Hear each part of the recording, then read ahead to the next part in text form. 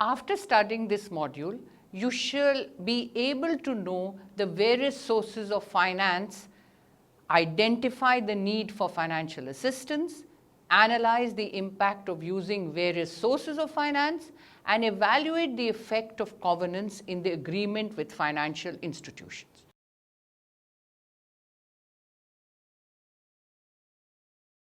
Every project involves a lot of capital investment, and therefore it must be determined what should be the total amount of capital required for taking up the project and what are the various sources which should be used for arranging this capital.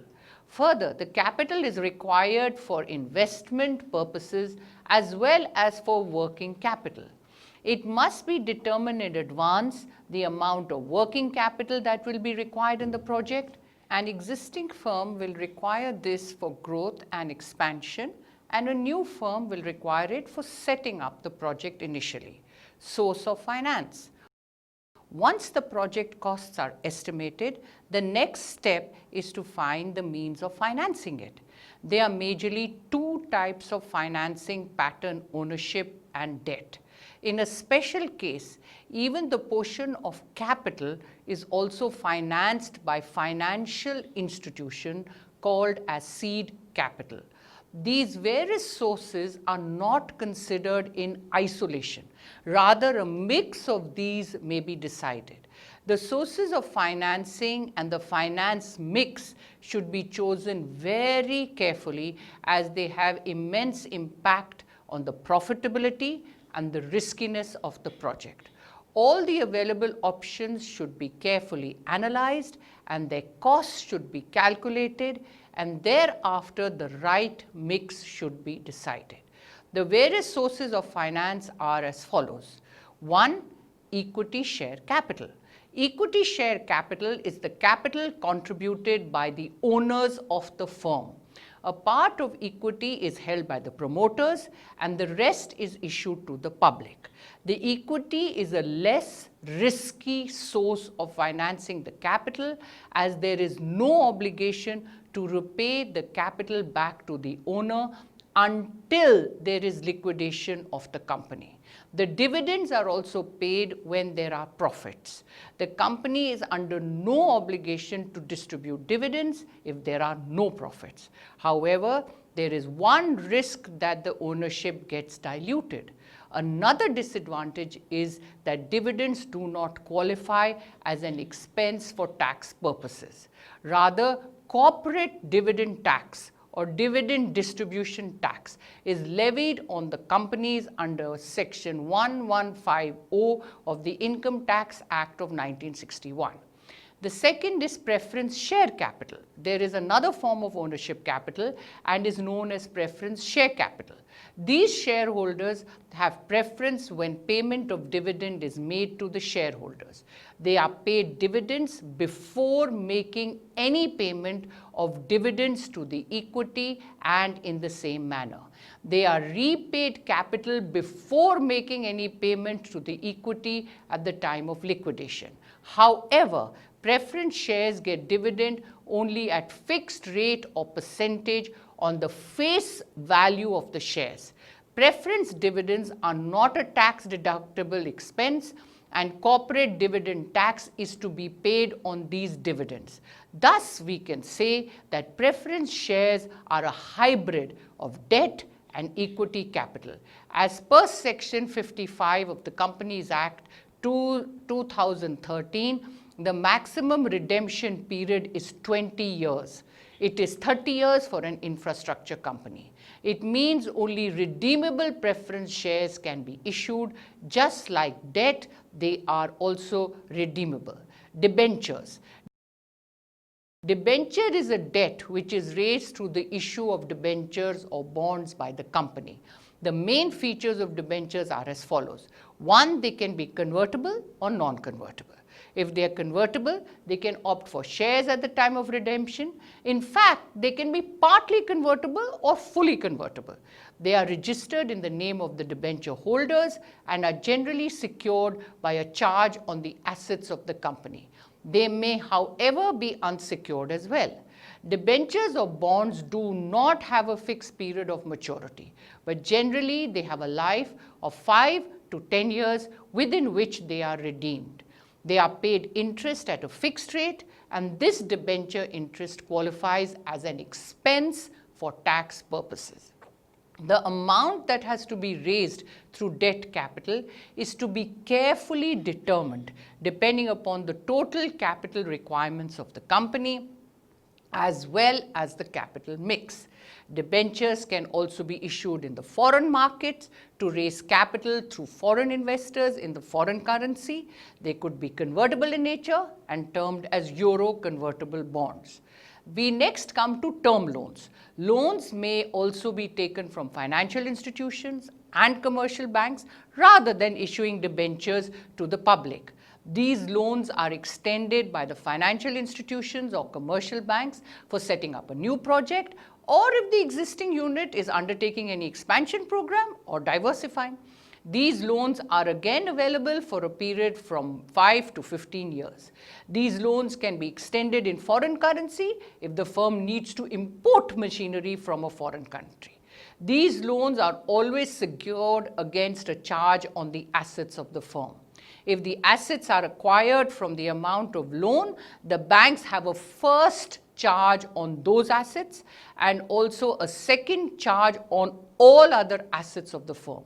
Loans can also be taken from NBFCs or non-bank financial corporations, and it may also be taken from venture capitalists. There can also be syndication of loan in which there is a tie-up between various financial institutions for providing finance together. This could be arranged by merchant bankers.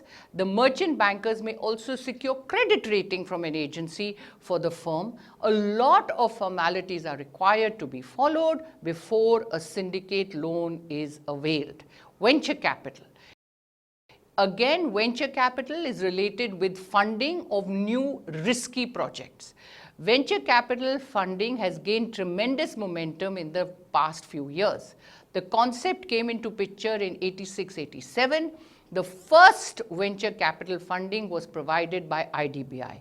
The main reason for this venture capital fund was to provide finance to even those areas which are not proven, which can use new technology to manufacture new product, and at times this can be risky.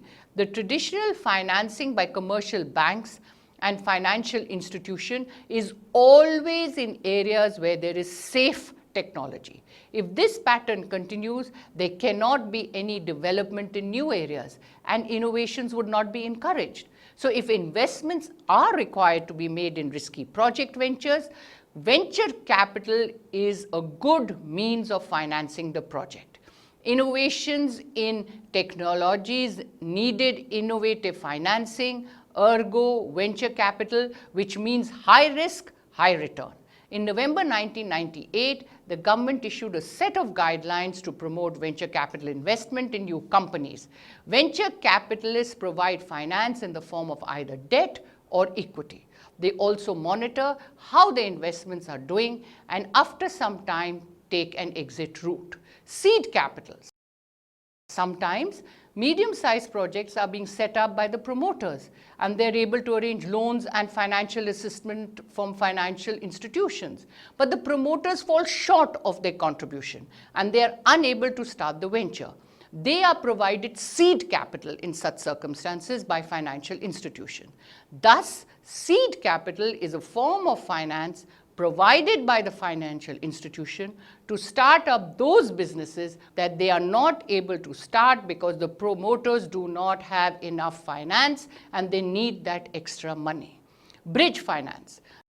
The projects are financed through loans taken from financial institutions. However, sometimes it might take some time after the sanctioning of the loan and before the disbursement, and the project may be unnecessarily delayed due to these formalities. To avoid this, bridge finance may be taken from commercial banks to bridge this gap. When the financial institution will disperse the loans, the commercial banks will be repaid. The commercial banks generally charge higher rate of interest for this bridge finance, and it is also secured by mortgage against immovable property and hypothecation against movable property. Pledge and hypothecation. Pledge is a bailment of goods for the purpose of providing security for payment of debt or loan or the performance of a promise. The assets pledged may be goods or some other valuable documents or securities. The person who deposits his assets with another is the pawner or the pledger, and the person to whom the goods are deposited is known as the pawnee or the pledgee. It is one of the good means of finance for the lender, as his money is safe and he has a lien on the assets pledged. Similarly, the borrower also finds easy to secure finance through this means. Hypothecation is a charge against property for an amount of debt when neither the ownership nor the possession is passed on to the creditor.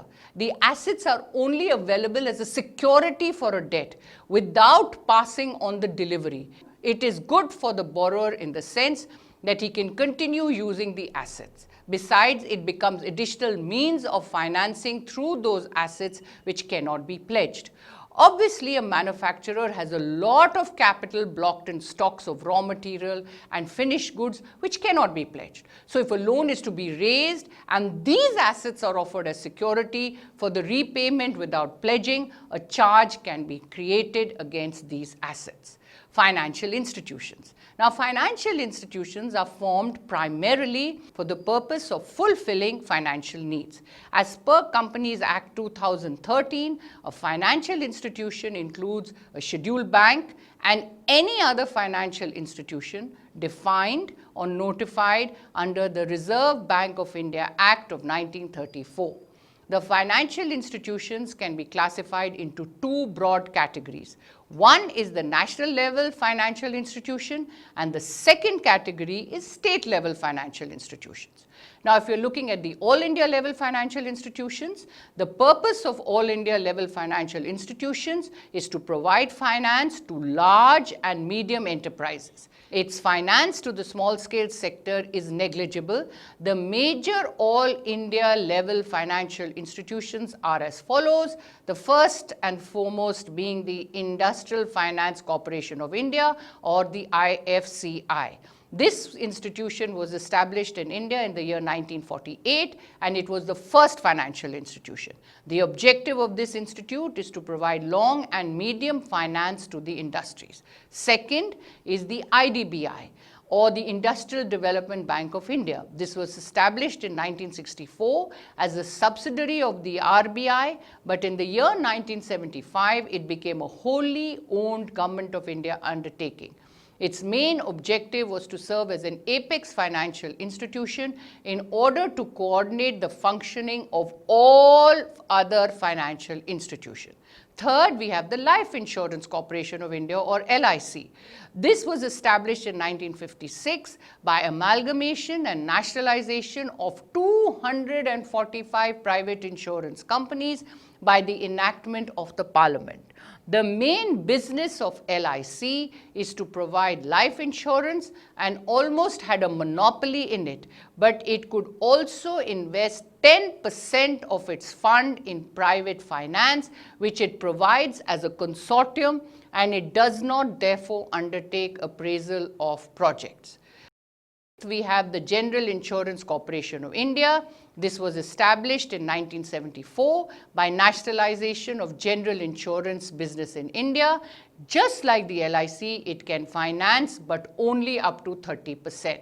Fifth, we have the Unit Trust of India, which was founded in the year 64 under the Unit Trust of India Act of 1963.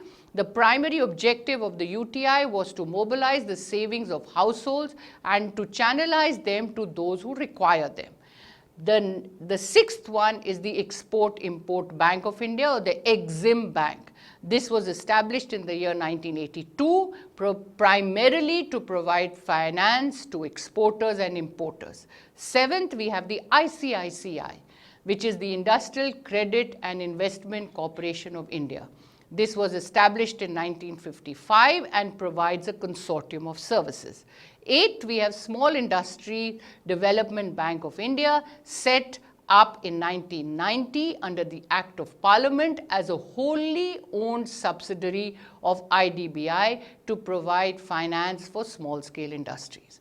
We then come to state level financial institutions. State Financial Corporations, or the SFC Act, was passed by the government in 1951 when it felt the need to develop state level institutions to provide finance for small and medium enterprises. State Industrial Development Corporation, or SIDC. These were also provided by the government for rapid industrialization and provide finance for some projects in the state. They even identify the industries which need to be developed in the state. What is the procedure now for sanctioning a term loan? Any concern that needs assistance from the institution has to submit an application in a prescribed format to any of the institutions. The application should be complete in all respects, should carry with it the copies of the approvals required to be obtained from the government agencies, agreement for foreign technical collaborations, etc. As the institution, they do not process incomplete applications. The following steps are followed by the financial institutions after the application has been submitted. The first step is preliminary scrutiny. The officer of the institution checks the application for its completeness. It then prepares a flash report, which is a summarized extract of the whole application, and is then presented to the senior executive for approval. The senior officer may grant in principle approval for the project, and then it could submit it to a lead institution for a detailed appraisal. The next step is appraisal of the project. The institution may ask for further information within a period of 15 days. If the institution decides to finance the entire project on its own, it may do so after looking at a detailed appraisal of the project. And if it wants it to be financed through a consortium of all or a number of institutions, then they need to hold a final meeting. Step 3 is sanctioning of finance. As soon as the meeting gives its recommendations to sanction the loan, the board of directors will give the final approval to give financial assistance. The information of sanction of the loan, together with the terms and conditions of the loan, is given to the borrower through a letter. If the loan is sanctioned by the consortium, the other lending institutions also approve their respective share of the loan at their board meeting and send a copy of the resolution to the main lead institution together with a copy to the borrower. The fourth step is the disbursement of loan. The sanction of the loan is granted subject to the fulfillment of certain conditions, and maybe a nominee director is also to be appointed on the board of directors of the borrower. If the borrower agrees and conveys his acceptance, the formalities are completed and the loan is disbursed. The loan agreement is first signed by the borrower and then by the officials of the lead institutions. We then have what is known as a detailed project report, or the DPR. The detailed project report is the most important document submitted by the borrower to the lead financial institution. It is a culmination of all the analysis. All the analysis, that is the market analysis, the technical analysis, the financial analysis, is presented in a very systematic format in the detailed project report. Some financial institutions insist on the formats they have released and consider the DPR only in that format. The contents of the DPR are as follows. First, general information, which includes the name, the sector, the location, the nature of the industry, etc. Secondly, the details of the promoter, the contribution of the promoters. Third, other means of financing the project. Fourth, marketing and selling details. Fifth, details about the project, the capacity of the plant, the location, the plant size, the kind of raw material that is going to be used in the project, the utilities required and their availability. 6, the various environmental aspects regarding the project. 7, the project income statement and the profitability of the project. 8, the project balance sheet as well as the projected cash flow statement. 9th, the production process. 10th, the schedule for implementation of the project. 11th, profitability analysis. Then we have the economic considerations, and then we have the appendices required to be attached with the DPR, which are 1. Estimates of costs of production. 2. Calculation of various relevant ratios. 3. Calculation showing depreciation. 4. Calculation showing tax implications. 5. The outcome of various financial appraisal techniques. 6. The findings of NPV and IRR, etc. 7. The sensitivity analysis report if done. And 8. The scenario analysis if done, etc. Thus, now we will come to the summarizing what we have just done. One is that the various sources of finance are equity share capital, preference share capital, debt, venture capital, etc. Second, equity and preference share capital contributed by the owners of the firm. Third, preference share capital means the shareholders have preference when payment of dividend is made to the shareholders, as well as when repayment is done at the time of liquidation. Fourth, debenture is debt which is raised through the issue of debentures or bonds by the company. Fifth, term loans may also be taken from financial institutions and commercial banks rather than issuing debentures to the public. Sixth, venture capital funding has gained tremendous momentum over the past few years. The concept came into the picture in the year 1986 and 87. 7. Seed capital. Sometimes medium-sized projects are being set up by promoters and they're able to arrange loans and financial assistance from financial institutions also. 8. Bridge finance may be taken from commercial banks to bridge the gap between the sanction and the disbursement of loan and its requirement. 9. Pledge is a bailment of goods for the purpose of providing security for payment of debt or loans or the performance of a promise.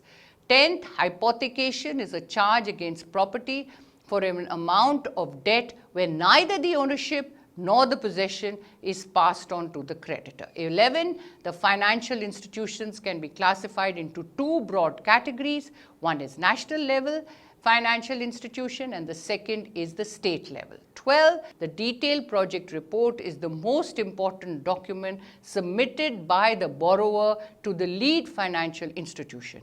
It is the culmination of all analysis. It must contain all the essentials. Some financial institutions have even released the formats in the form that they want it done.